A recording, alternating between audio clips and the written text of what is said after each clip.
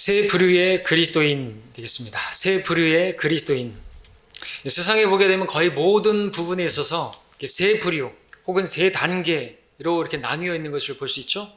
교육에는 초등, 중등, 고등 교육이 있습니다.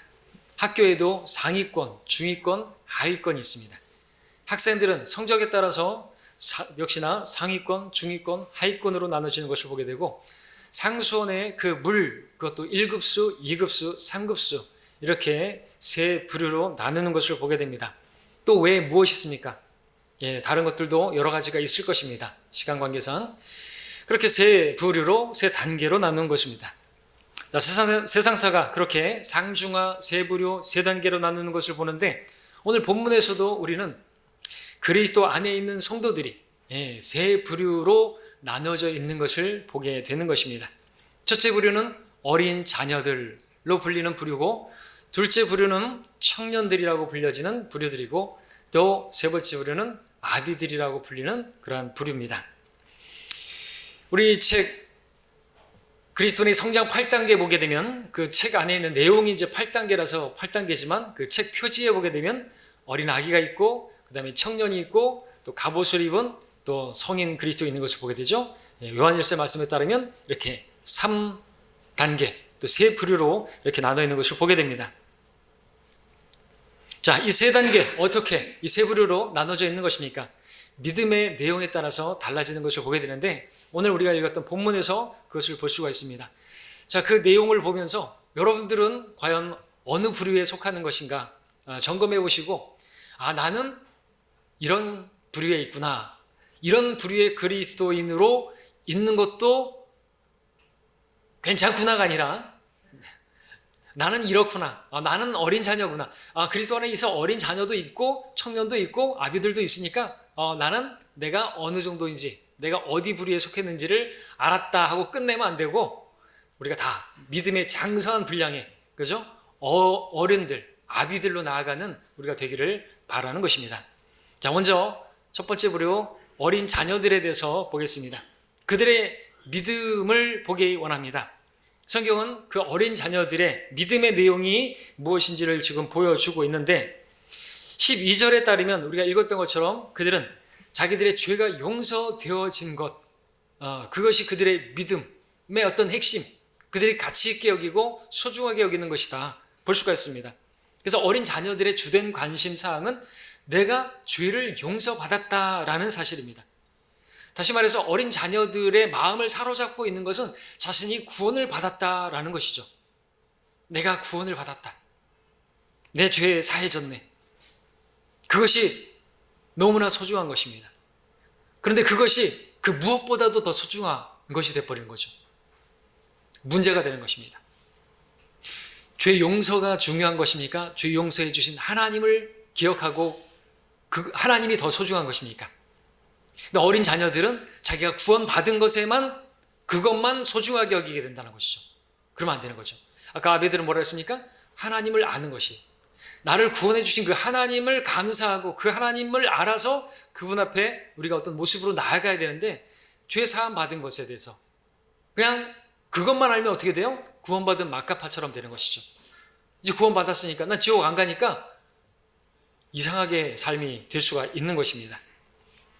내가 구원받은 것, 내 죄들이 용서되었다, 너무나 중요한 것입니다. 중요한 것이죠. 이게 왜 중요하지 않겠습니까? 그런데 이것은요, 모든 그리스도인에게 당연히 있어야 하는 중요한 것이죠.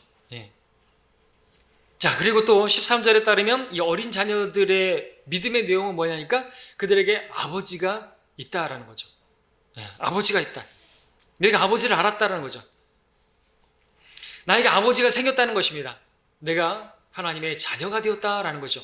하나님께서 나의 아버지가 되었다라는 것입니다. 내가 아버지라 부르게 되었다는 것이죠.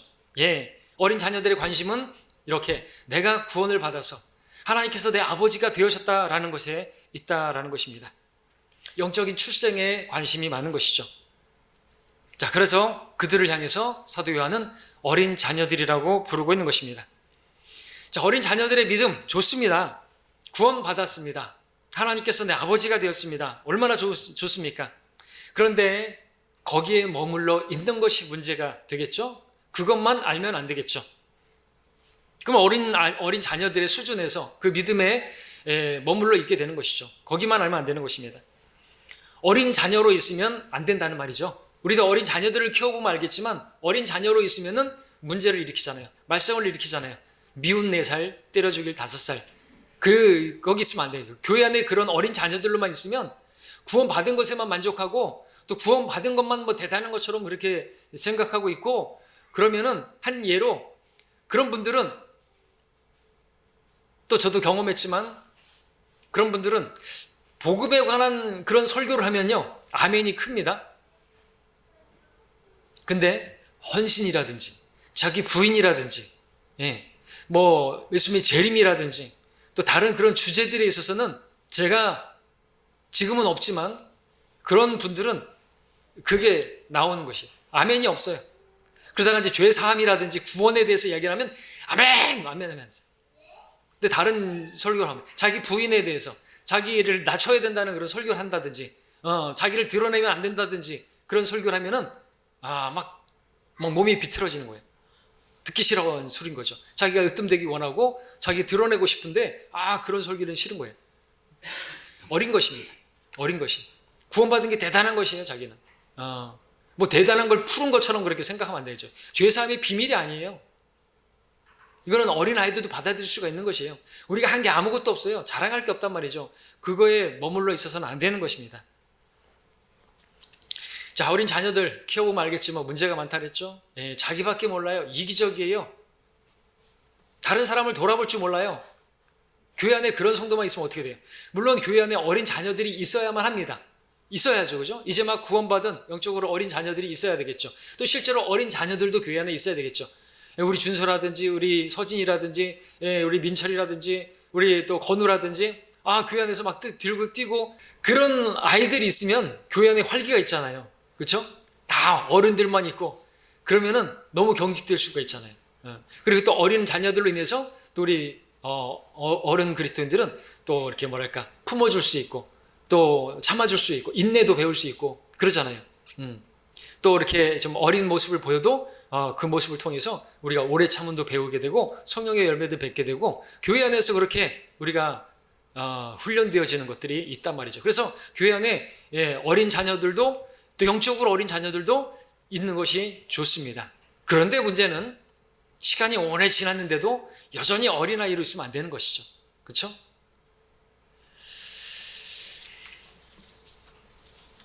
그래서 여전히 어린아이같이 자기만 알고 자기밖에 모르는 행동을 하고 자기만 주목받기를 원하고 다른 성들이 나를 보면 다 인사해 주길 바라고 인정해 주길 바라고 자기가 무슨 말을 하면 들어주길 바라고 동조해 주길 바라고 그러면은 교회는 세워질 수가 없습니다.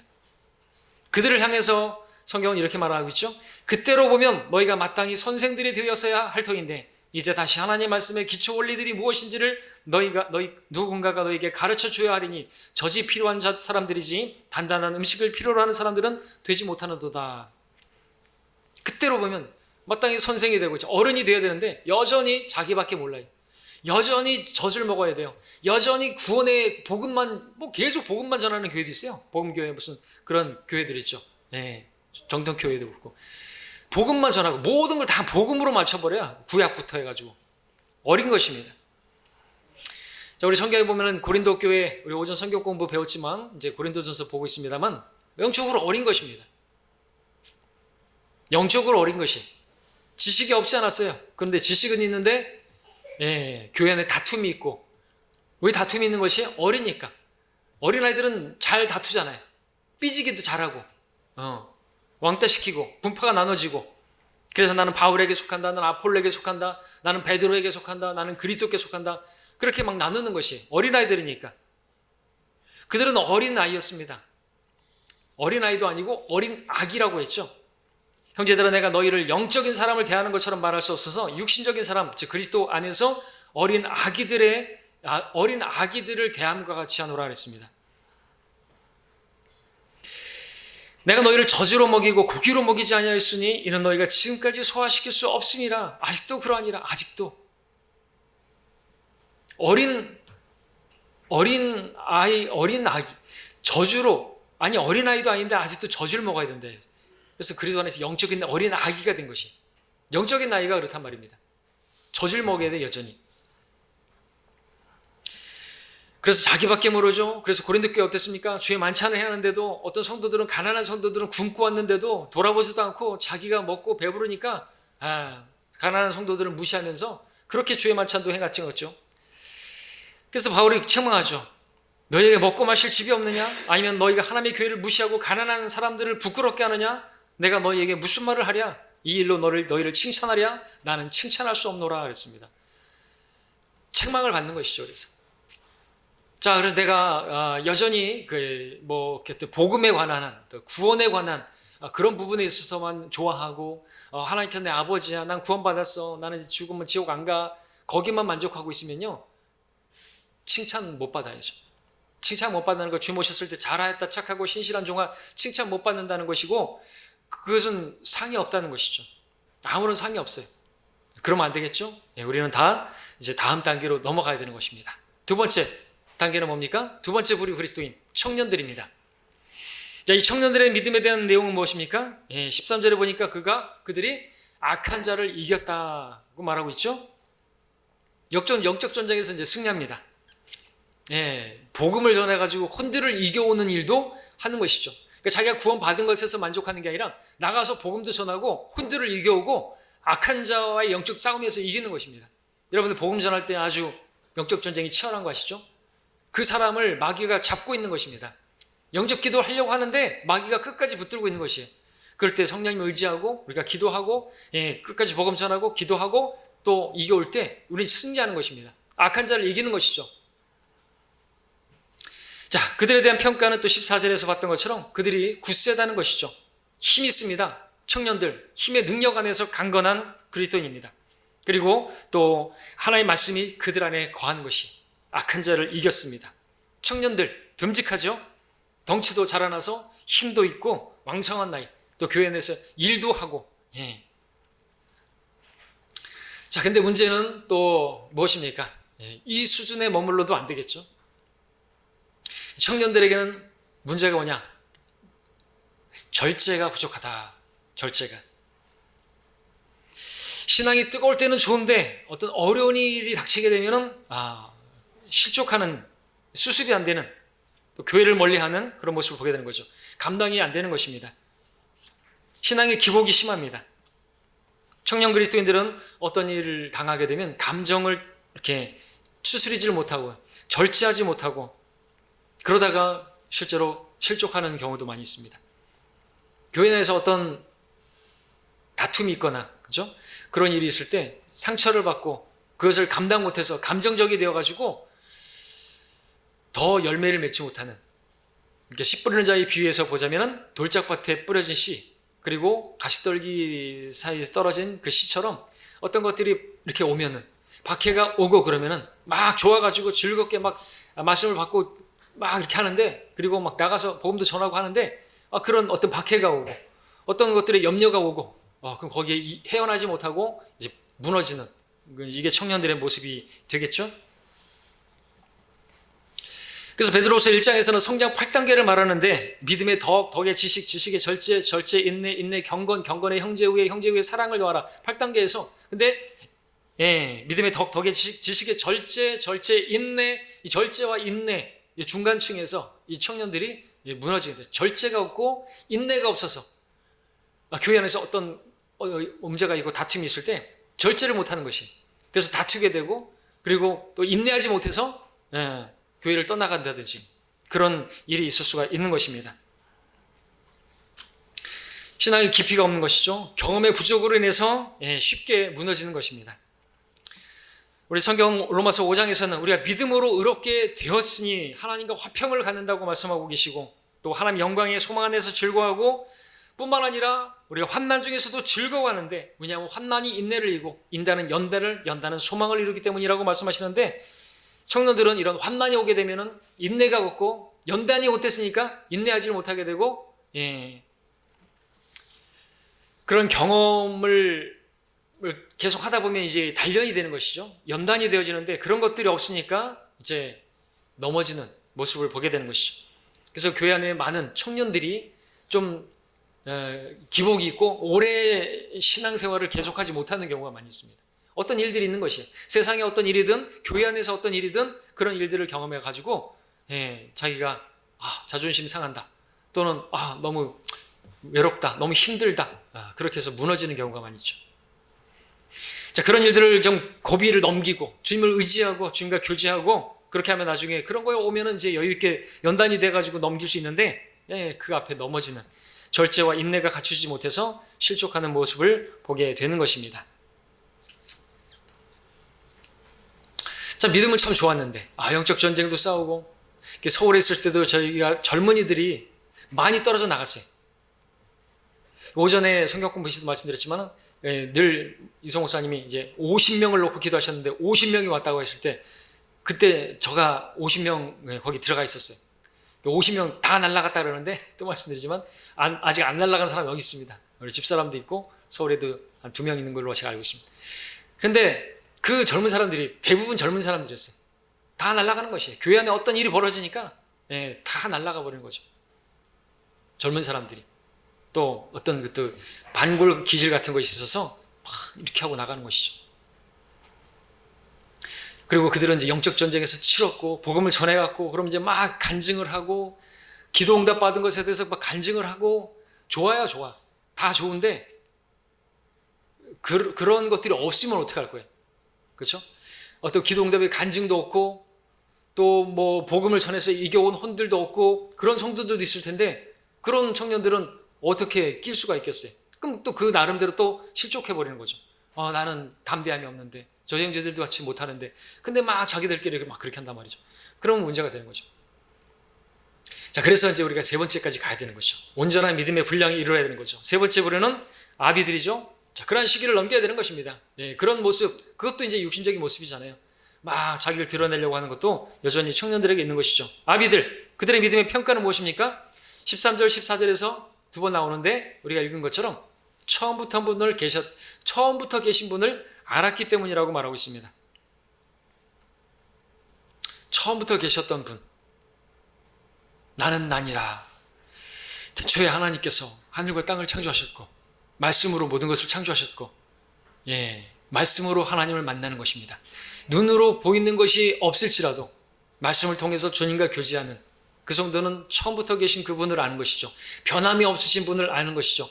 하나님께서 어떻게 그렇게 역사하시고 어떻게 이스라엘 백성들을 출애굽하시고 어떻게 선을 이루시고 그리고 그 과정 가운데서 어려움이 없지 않았지만 그 모든 것들을 계획하시고 예비하시고 선하게 인도하셔서 고난을 통과하시고 그 광야를 통과하게 하시고 결국에 신명기 8장에서 말씀하신 것처럼 모든 일을 합력하여 선을 이루시고 중국에 가서는 선을 이루시는 그런 하나님, 로마서 8장의 말씀처럼 모든 일이 합력하여 선을 이루시는 처음부터 그렇게 계셨던 변함없이 오늘도 동일하게 일하시는 그 하나님을 안 사람들이 누구예요? 바로 아비들인 것이죠. 아비들의 믿음인 것입니다. 자, 청년들은 앞에서 이렇게 눈에 보이는 어떤 일들에 많이 이렇게 이끌려요. 그런 어떤 놀라운 일들에 관심이 많습니다. 구령하다가 생긴 일들을 간증한다든지 기도응답을 받은 것에 대해서 간증한다든지 물론 해야 됩니다. 하지 않으면 안 되죠. 그 주님을 찬양하는 것이지요. 또 그렇게 되고 자기를 높이고 뭐 자기가 특별한 것처럼 그렇게 하나님 나를 더 사랑하는 것처럼 그렇게 간증하면 안 되겠지만 하지만 성숙해 가면요, 아비들은 이런 일이 없고 저런 일이 없고 하는 일이 안 된다 할지라도 어려움이 있다 할지라도 변함없이 처음부터 계신 그분으로 인해서 변함없으신 그리고 선을 이루시는 그 주님을 바라보기 때문에 보이는 게 어떠하다 할지라도 놀라운 일이 생기지 않는다 할지라도 주님을 보는 것처럼, 그죠? 보이지 않지만 눈에 보이는 건 아무것도 없지만 여전히 주님 앞에서 바르게 주님과 교제하면서 나가는 것이죠. 어떤 일이 있고 없고 기도 응답이 있건 없건 상관없이 그냥 하나님으로 인해서 만족하고 아무것도 되는 일이 없다 할지라도 그 가운데서도 감사할 수 있고 곧 죽는다 할지라도 감사 기도드릴 수 있는 다니엘과 같은 믿음, 사도 바울과 같은 그런 또 모세가 주님을 만나가지고 담대하게 되어지는 일이 없다 할지라도 낙심하지 않고 하나님 말씀 의지하고 그렇게 두려움 없이 이집트를 빠져나가는 그런 모습, 아비들의 믿음이라는 거죠. 자, 왜냐하면 아비들은 그동안에 많은 경험이 있었기 때문에 그렇죠. 그래서 고난이 있다 할지라도, 당장 고난이 있다 할지라도 하나님께서 어떻게 하실지를 알고 고난이 와도 기뻐할 수 있습니다. 시험이 오면 그것을 기쁨으로 여길 수가 있습니다. 고난이 오면 그 이상한 일로 여기지 않습니다. 왜? 경험해 봤잖아요. 하나님께서 그것을 통해서 그 고난이 아니었더라면 내가 진짜 배워야 할 것을 배우지 못했을 텐데 그 고난을 통해서 내가 주님과 교제를 더 갖게 되었고 그 고난이 아니었으면 정말 배우지 못하는 그 좋은 것을 그 배우게 되었다라는 거죠. 바울도 고난의 교제를 알아 그랬잖아요. 그래서 이제 그런 어려움이 와도 그냥 웃어 넘길 수 있고 여유 있게 그 가운데서도 기뻐하고 감사하고 기도하는 일을 쉬지 않습니다. 삐져가지고 이제 기도 안 해 아니요, 더 기도하는 거죠. 오히려 창문을 열어놓고 담대하게 기도하는 다니엘 같은 모습을 볼 수가 있는 것이죠. 왜냐하면 처음부터 계셨던 분을 성경의 창세기부터 하나님께서 어떻게 역사하셨는지 그분을 알기 때문에 그렇죠. 하나님께서 어떻게 그래서 그분으로 인해서 하나님으로 생각이 가득 차 있기 때문에 경건한 성도가 된 거죠. 경건이 뭡니까? 가들리, 하나님 같은, 그러니까 하나님으로 가득한 상태인 것입니다. 영적인 상태가. 성숙을 말한다면 아까 믿음의 덕의 지식, 지식의 절제, 인내, 경건, 경건의 형제 후에 사랑. 그 위에 이제 경건이죠. 경건으로 가더니 나중에 사랑으로 형제를 돌아보고 그 다음에 사랑. 하나님을 사랑할 뿐만 아니라 성도들을 이제 사랑해서 돌보고 하나님의 백성들과 함께 고난에 이렇게 동참하는 그런 모습. 경건과 사랑이 이제 그 위에 있는 것인데요. 그런 가운데서 하나님으로 생각이 가득 찬 상태에서 하나님을 사랑하고 어떠하든지 간에 내 형편이 어떠하든지 간에 내가 어떤 처지에 있든지 간에 세상이 어떠하든지 간에 상관없이 하나님을 찬양하고 감사를 드리고 변함없이 내가 하나님 앞에서 옳은 일을 행하는 그 모습이 바로 아비들의 모습인 것이죠. 환난이나 박해가 온다 할지라도 청년들처럼 그렇게 입이 나오고 그러는 것이 아니라 전에 하던 대로 하나님께 감사를 드리고 전에 하던 대로 하나님께 기도드리고 기뻐하는 그런 성도들이죠. 시편에 보게 되면 다윗도 성숙해서 이제 하나님께 기도를 드릴 때 처음부터 계셨던 하나님, 그 하나님을 알아서 하나님을 찬양하는 시들이 많이 나오죠. 뭐 하나님이 응답해 주셔서 고난에 건져 주셔서 감사합니다 이 정도가 아니라 나중에는 하나님은 어떠한 분이시다. 하나님은 나의 피난처시오. 하나님은 나의 반석이시오. 하나님은 나의 방패시오. 나의 도움이시오. 나의 망대시오. 하나님 나의 목자시오. 주는 나의 목자시오. 그분으로 인해서 감사를 드리는 거죠. 하나님 뭘 해주십시오. 해주셔서 감사합니다 정도가 아니라 그냥 하나님으로 인해서 우리 하박국처럼 모든 것이 다 무너지고 우리 양떼도 없고 소떼의 외양간에 아무것도 없고 그래도 그분으로 인해서 기뻐하는 그게 이제 성숙한 신앙이죠. 우리도 이런 신앙으로 성장해야 되는 것입니다. 뭐 하나님께서 뭘 주셨기 때문에 이번에 나를 진급시켜 주셨기 때문에 이번에 월급을 올랐기 때문에 아파트 넓은 집으로 갔기 때문에 할렐루야 이 정도가 아니라 그죠? 그런 일이 있거나 없거나 오히려 박해가 있거나 없거나 하나님께 여전히 감사하고 기도하는 일을 쉬지 않고 계속해서 주님 앞에 나아가는 그런 신앙인이 되어야 되는 거죠. 자, 이런 세 부류의 모습이 성도들에게 있는데 서두에 말씀드렸던 것처럼 이렇게 어린 자녀들이 그리스도 안에 있다고 해서 계속해서 어린 아이로 있어도 된다는 말이 아닌 것입니다. 청년들이 그리스도 안에 있다고 해서 여전히 청년의 상태에서 머물러 있어도 된다는 말은 아닌 것입니다.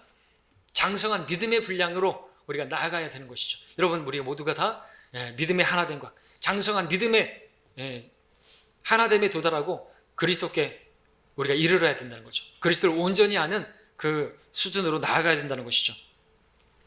성숙한 성도의 신앙 고백은 나를 따르라고 했던 사도 바울처럼 이는 내게 사는 것이 그리스도니 죽는 것도 유익함이라. 내가 이제 육신 안에서 사는 삶은 나를 사랑하시어 자신을 주신 하나님의 아들 그리스도를 믿는 믿음으로 사노라. 나는 어찌든지 상관없어요. 난 죽는 것도 유익한 것입니다. 내 자존심이 상하는 것도 개의치 않는 것입니다. 우리가 살아도 주를 위하여 살고 죽어도 주를 위하여 죽나니 살든지 죽든지 우리는 주의 것이라. 항상 그러하듯이 지금도 온전히 담대하여 살든지 죽든지 그리스도가 내 몸 안에서 늘 높임을 받으시게 하려 함이라. 나는 어떠든 상관없습니다. 나는 완전히 부인되어지고 오직 주님만이 높임을 받으시고 이 일을 통해서 하나님께서 하실 일이 있다고 한다면 하시옵소서. 주님께서 나를 쓰시기 원한다면 쓰십시오 하고 내어드리는 그런 신앙인이 바로 새 부류 가운데 아비들인 것이죠. 자, 여러분은 어느 단계에 있는 것입니까? 우리 온전함으로 나가야 되겠죠? 자, 그런데 이런 세 부류의 그리스도인, 우리가 주님을 따랐던 12 제자들에게서도 볼 수가 있는데, 주님께서 택하신 12 제자라고 해서 다 같은 믿음은 아니었죠? 12 제자들 가운데 다 주님을 믿고 열심히 따르는 제자들이었지만 그 중에서 특별히 주님을 이해하고 주님을 가까이 하는 세 사람이 있었습니다. 누구죠? 베드로와 야고보와 요한. 그 중에서 또 한 사람이 있고요. 자, 그래서 이 세 사람은 특별히 주님께서 특별한 계시를 보여주실 때, 특별한 어떤 중요한 계시를 알릴 때면 이들에게만 보여주셨죠. 잘 아시는 것처럼 변화산에서 주님께서 변형되실 때 이 세 명만 데리고 왔습니다. 그 모습은 주님께서 재림하실 때 그 영광스러운 모습이었습니다. 그때 모세와 엘리야가 내려와서 주님의 죽으심에 관해서 이야기하는 것들도 보았습니다. 구약 성도들의 최고의 관심, 예수님께서 죽으시는 죽으심에 관해서 관심이 있었던 것이죠. 왜냐하면 그 구약 성도들은 낙원에서 그렇게 예수님께서 핏부림을 그렇게 해서 지성소로 올라가야 자기들도 올라갈 수 있기 때문에, 그들의 죄는 제거가 되지 않았기 때문에, 그들의 죄들은 용서만 되었기 때문에 올라갈 수가 없었던 것입니다. 그래서 구약 성도들은 그렇게 관심 있는 것이 주님의 죽으심인데 그분께서 오신 것이죠. 그리고 그 변형산에서 보라, 두 사람이 주와 대화하는데 모세와 엘리야라 영광 중에 나타난 그들은 이제 예루살렘에서 이루려고 하시는 죄의 죽으심에 관하여 이야기하고 있더라. 누가복음 9장에서 말씀하고 있습니다. 그것을 보여주신 것이죠. 뿐만 아니라 주의 죽으심을 앞두고 겟세마네 동산에서 기도하실 때 역시나 누굴 데려가셨습니까? 베드로와 야고보와 요한. 마태복음 26장 함께 볼까요? 마태복음 26장에 보시면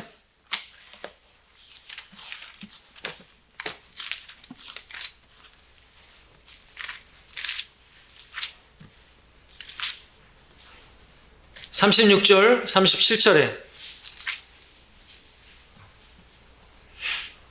그때 예수께서 그들과 함께 겟세마네라 하는 곳에 가서 제자들에게 말씀하시기를, 12 제자들이죠.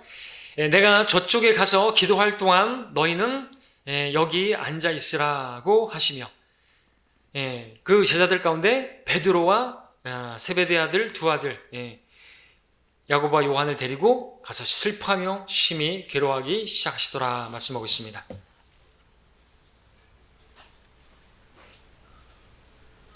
자, 다른 제자들은 겟세마네 그 동산 아래 남겨두시고 그 중에서 세 제자만 그렇게 동산 가까이 이끄시고 주님은 더욱 가까이 가서 기도하셨습니다. 자, 근데 이 세 제자 중에서 더 주님과 또 가까운 그런 사람이 있었죠. 제자가 있었습니다. 주님을 사랑하는 제자가 있었습니다. 그의 이름은 요한입니다.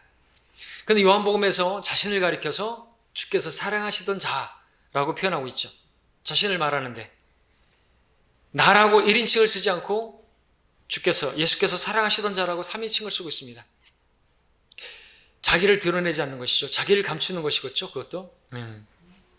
요한복음 13장 23절에서 그때 주의 제자 가운데 한 사람, 곧 예수께서 사랑하시던 자가 예수의 품에 기대어 있더라.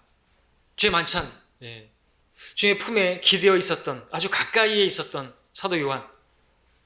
그때 주님께서 이제 유다 이스카리옷의 그 배반을 말씀하셨을 때 너희 중에 하나가 나를 배반할 것이다. 다른 제자들은 다 어떻게 했습니까? 양심의 가책을 받은 것이죠. 자신과의 그 간격이 있었기 때문에 선한 양심이 아니고 가식 없는 믿음이 아니고 그렇게 주님을 따르지 못했기 때문에 다들 양심의 가책을 받아서 그가 접니까? 라고 말할 때 요한만큼은 뭐라고요? 그게 누굽니까?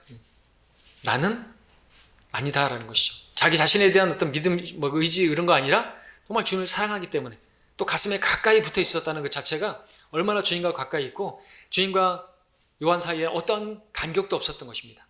아주 친밀하게 주님을 따라하고 있어요. 자기는 주님을 배반할 생각이 조금도 없었던 것이.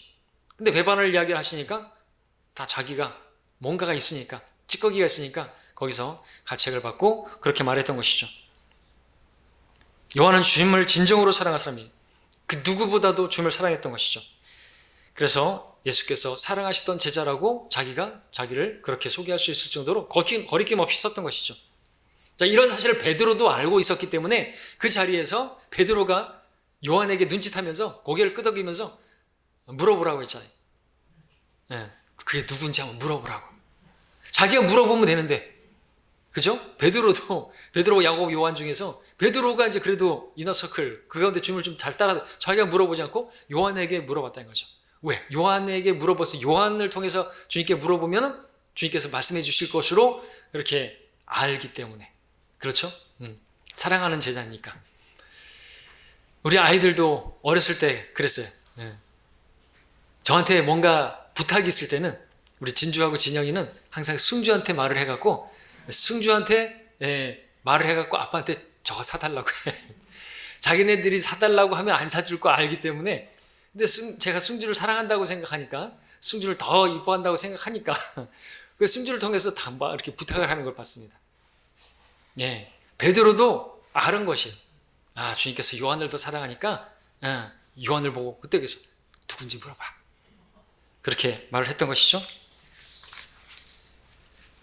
자, 실은 주님의 제자들 중에서도 주님을 더 사랑한 제자들 3명 있었고 더 사랑한, 온전히 사랑한 요한이 있었던 것입니다. 이렇게 3부류로 나누어지고 있는 것을 보게 되죠. 이 외에도 성경에 보니까 하나님의 말씀을 들을 때 열매 맺는 성도들을 말할 때도 30배의 열매를 맺는 성도들이 있는가 하면 60배의 열매를 맺는 성도들이 있는가 하면 100배의 열매를 맺는 성도들이 있다. 이렇게 3부류로 말씀하고 있는 것을 보게 되죠. 그래서 12제자들 이렇게 하면은 30배는 다른 제자들이고 60배는 베드로와 야고보, 요한이고 100배는 요한인 것을 보게 되죠. 3부류로 나죠. 같은 말씀을 들었는데 열매 맺는 게 마음밭에 따라서 달려, 그죠? 여러분들 마음밭만 잘 준비하면 여러분 다 온전한 사람, 다 100배의 열매. 마태복음이나 다른 데서는 그렇지만 누가복음에서는 100배의 열매를 맺더라고 말하고 있습니다. 그죠? 누가복음. 그리고 이방인들을 위한 이렇게 좀 더 가까운 그런 복음서에서 100배의 열매, 60배, 30배 없어요. 그래서 우리 모두가 다 100배의 결실을 맺을 수가 있습니다. 우리 신약 성도들은, 예수의 피로 구원받은 성도들은. 왜 그렇습니까? 예, 우리 하나님의 놀라운 사랑을 받은 사람들이잖아요. 십자가를 통한 그 사랑을 받았기 때문에 우리는 요한처럼 예수님을 그렇게 사랑할 수 있고 그렇게 가까이 따를 수 있고 100배의 결실을 맺을 수가 있다는 거죠. 그리고 또 계시록에 보니까 어린 양을 따랐던 무리들 3부류로 나누어 말씀하시는데 그와 함께한 자들은 부르심을 받았고 택함을 받았으며 신실한 자들이더라. 계시록 17장 14절에서 부르심을 받았다. 그렇게 주님 부르심, 택하심을 받았다. 이 택함 받았다는 것은 하나님께서 쓰시는 일꾼이 되었다는 거예요. 열매를 맺는. 그리고 신실한 자들이라. 신실한 자들이라. 사도 요한같이. 자, 주님께서는 우리 모두가 다 신실하기를 원합니다. 청지기에게 요청, 여러분 다 청지기들이죠? 청지기에게는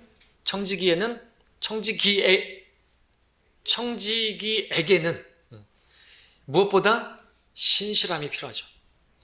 여러분들 다 하나님께서 신실한 청지기들이 되기를 원하시고 100배 열매를 맺기를 원하십니다. 자, 결론적으로 오늘 말씀은 3부류의 그리스도인을 봤는데 내가 어느 부류에 속해 있는 그리스도인인가, 그것을 확인하고 마는 데 있지 않습니다. 내가 어느 부류에 있는지를 알았다면 온전함으로 나아가야 하는 데 있는 것이죠. 왜냐하면 주님께서 그렇게 하라고 말씀하셨기 때문에. 그럼 하늘에 계신 너희 아버지께서 온전하신 같이 너희도 온전하라. 하나님의 뜻은 3가지가 있는데 마지막은 온전한 뜻이죠. 하나님의 선하시고 기뻐하시고 온전하신 뜻이 무엇인지 입증하였습니다. 선하신 뜻에서가 아니라, 기뻐하시는 뜻에서 정도가 아니라 온전하신 뜻이 무엇인지를 입증해야 되겠죠. 고린도서 13장 11절에서는 형제들아 마지막으로 말하노니 기뻐하라, 온전하게 되라. 골로새 4장 12절에서는 항상 너희를 위하여 열렬히 기도하니 이는 너희가 하나님의 모든 뜻 안에서 완전하고 온전하게 서 있게 하렴이라 했습니다. 야고보서 1장 4절에서 그러므로 인내를 온전히 이루라. 이는 너희가 온전하고 잘 갖춰져 아무것도 부족함이 없게 하렴이라. 인내를 갖추지 못하면 청년 수준에서 머무른다 그랬죠. 인내 있으십니까? 절제 있으십니까? 예, 그것이 이제 연단되어지면 이제 아비들처럼 이제 어떤 일이 와도 무너지지 않죠. 골로새 3장 14절에서 이 모든 것에 사랑을 더하라. 이것이 온전함이 띠니라. 경건의 형제 후에 형제 사랑을 더하라. 8단계까지 가야죠. 사랑, 첫째 계명이고, 그러므로 우리가 그리스도에 대한 교리의 기초를 떠나 온전함을 향하여 나아가야 하리니. 히브리서 6장 1절에 온전함을 향해 나가야죠. 자, 그럴 목적으로 성경을 주셨어요. 성경을 주신 목적이 뭡니까? 교리와 책망과 바로잡음과 의로 훈육하게 유익하니 하나님의 사람이 온전하게 되며, 그 목적으로 성경을 주셨습니까? 주셨습니다. 그렇다면 여러분들 성경을 가지고 계십니까? 그렇다면 여러분들 그 성경을 왜 주셨습니까? 하나님의 사람으로 온전함을 향해 나아가라고. 여러분 더 이상 어린아이의 수준에서 멈추지 않기를 원합니다. 청년 수준에서 멈추지 마십시오. 만족하지 마십시오. 온전한 사람이 되기를 바랍니다. 온전함을 향해 나아가는 우리 모두가 되기를 바랍니다. 기도하겠습니다.